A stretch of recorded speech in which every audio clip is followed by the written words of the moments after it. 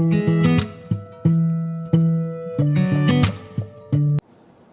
Students एक और question के बारे में बात करते हैं। क्वेश्चन आपका बोलता है कि the area of rectangle gets reduced by 9 square units, कि एक रेक्टेंगल का एरिया है वो 9 स्क्वायर यूनिट्स घट जाता है। कितना घट जाता है? 9 स्क्वायर यूनिट्स घट जाता है। और कब घटता है? जब उसकी लंबाई में आप 5 यूनिट्स का रिडक्शन कर देते हैं। 5 यूनिट उसकी लंबाई में से माइनस हो जाता है और उसकी जो चौड़ाई है उसमें 3 यूनिट का प्लस हो जाता है। 3 यूनिट का क्या हो जाता है? प्लस हो जाता है। और अगर रेक्टेंगल की लंबाई में 3 यूनिट का इंक्रीमेंट हो जाता, 3 यूनिट का प्लस हो जाता और ब्रेथ में 2 यूनिट का प्लस हो जाता, तो उसका जो एरिया है वो 67 यूनिट्स बढ़ जाता। 67 स्क्वायर यूनिट्स बढ़ जाता। तो आप बताइए कि रेक्टेंगल का डायमेंशंस क्या होंगे? डायमेंशंस मतलब उसकी साइड्स क्या होंगी? साइड्स मतलब लेंथ और ब्रेथ कितना होगा। तो जो निकालना होता है उसको हम लेट मान लेते हैं। देखिए किस तरीके से क्वेश्चन को करेंगे कि let length of rectangle, let length of rectangle equal to x units. ठीक है, हम मान लेते हैं कि जो रेक्टेंगल की लंबाई है वो कितनी है? x यूनिट्स है। And breadth of rectangle equal to y units, और हम मान लेते हैं कि चौड़ाई कितनी है? y यूनिट्स है। क्लियर है? अब हम क्वेश्चन देखेंगे तो हम क्या लिखेंगे यहां पे?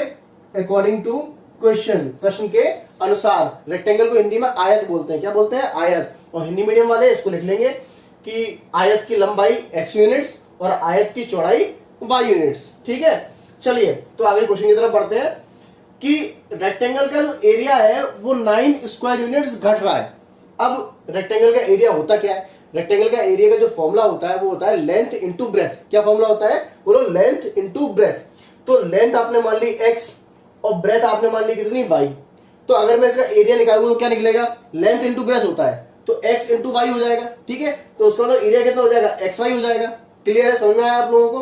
तो क्या बोल रहा है कि एरिया कितना घट जाता है? 9 स्क्वायर यूनिट्स घट जाता है। कब घटता है? जब उसकी लंबाई में 5 यूनिट का माइनस होता है। तो देखो मैं दोबारा बात करते हैं कि आपने लंबाई क्या मानी? x मानी। तो मैं लिख लेता हूं लंबाई x है।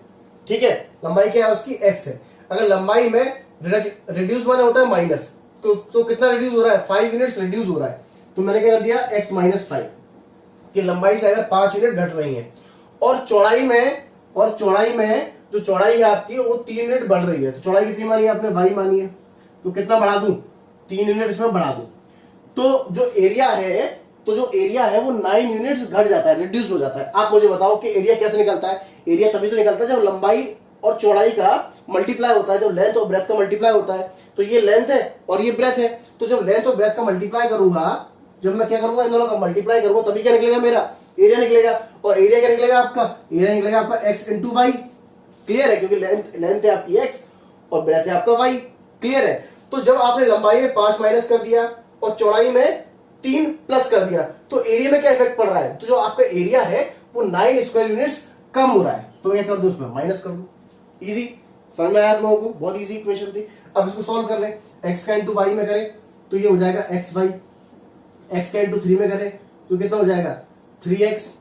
अब इस x का इन दोनों मल्टीप्लाई हो चुका है। अब इस -5 का y में करें तो -5y, और इस -5 का 3 में करें तो माइनस का 15 इक्वल टू कितना आ गया? xy माइनस का y। समझ में आया था आप लोगों को? अब देखो ये लिखा है xy प्लस का, ये भी xy प्लस का है।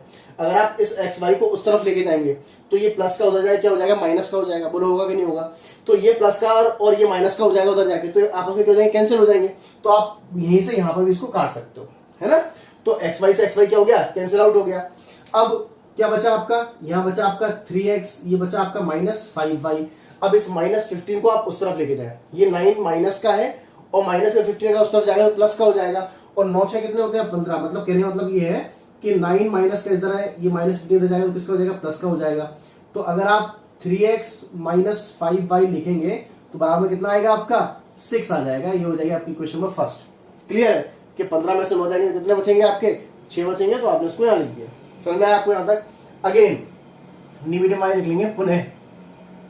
तो अगेन क्या होगा? देखें अगेन क्या बोल रहा है कि अगर उसकी लंबाई में 3 बढ़ा देते, हमें कैसे पता बढ़ा देते? देखो इंक्रीज लिखा है। क्या लिखा है यहाँ पे? इंक्रीज लिखा है। इंक्रीज माने होता है बढ़ाना, इंक्रीज माने प्लस करना, है ना? तो अब हम 3 यूनिट का प्लस करने के इसमें लंबाई आपने मानी x, लो हम प्लस कर देते हैं, है ना। और चौड़ाई में कितने का प्लस कर दें, चौड़ाई में प्लस करना है 2 का, तो हमने प्लस कर दिया, तो एरिया बढ़ जाता है। कितना बढ़ जाता है एरिया, 67 स्क्वायर यूनिट्स बढ़ जाता है। तो एरिया हो जाता है क्या इसका, एक्स वाई, ये इसमें बढ़ गया।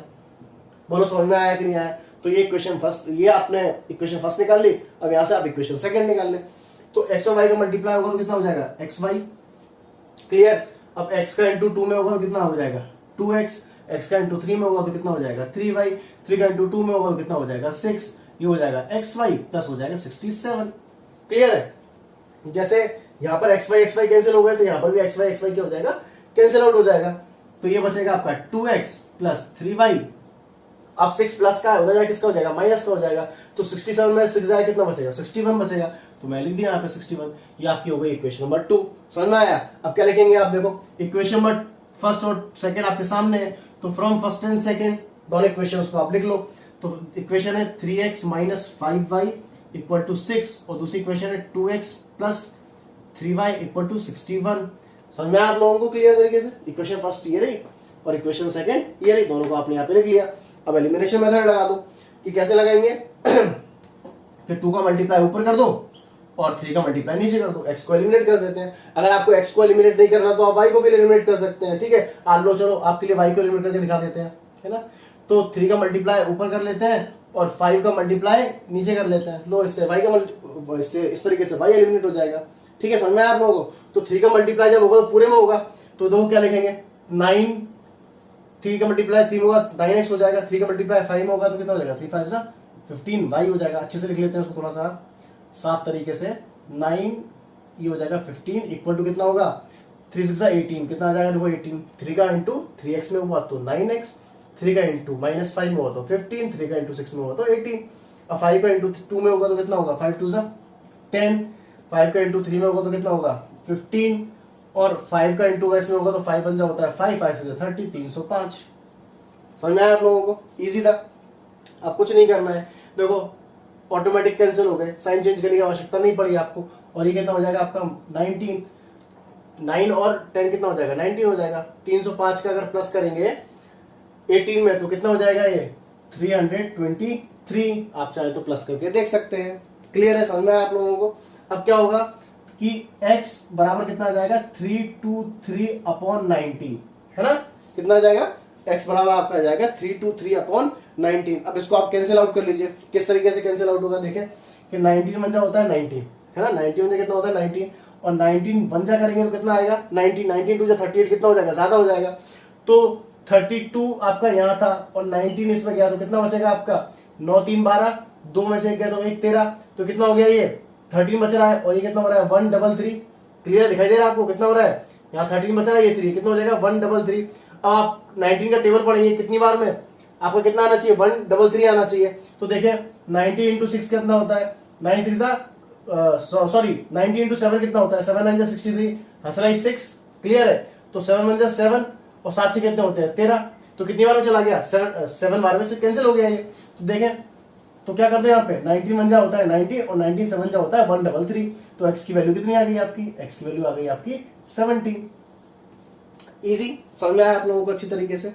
अब आपके पास x की वैल्यू आ चुकी है, मतलब क्या निकल गया आपका, निकल गया लेंथ ऑफ रेक्टेंगल। अब आपको length of breadth of rectangle निकालनी है, तो चौड़ाई के लिए क्या करेंगे आप, चाहे इक्वेशन में फर्स्ट में इक्वेशन में सेकंड जिसका आपको मन है उसमें x की वैल्यू रख दीजिए। तो put x equal to 17 in equation first.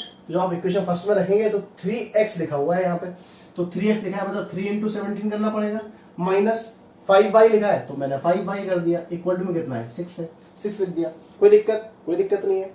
अब 17 का इंटू 3 में होगा तो कितना आएगा 51, 17 3 कितना होता है 51 होता है। 51 यहाँ पे प्लस का आएगा, हो जाएगा किसका हो जाएगा माइनस का हो जाएगा, तो माइनस 5y इधर लिखा है और 6 अपनी जगह पे, ये माइनस कितना हो जाएगा 51 हो जाएगा। अब देखें माइनस 5y अपनी जगह पे है, 51 में से 6 जाएगा कितना बचेगा बताइए मेरे को, 55 बचेगा, कितना बचेगा 55, वो भी किस सॉरी 45 बचेगा, कितना बचेगा 45, वो भी किसका बचेगा माइनस का, माइनस से माइनस कैंसिल आउट हो गया। अब आप देखें इसका सॉल्यूशन मैं यहाँ कर देता हूँ, है ना आगे। तो देखें जरा ध्यान से इसको कि 5y बचा है, यहाँ बचा है 45, आपका क्या बचा है आपका 45, तो y कितना आ जाएगा आपका, y आ जाएगा 45/5, 5 5 1 5 5 9 45, तो y की वैल्यू कितनी आ गई आपकी 9 आ गई। क्लियर है। अब 9 क्या है आपका, 9 है आपका ब्रेथ ऑफ रेक्टेंगल।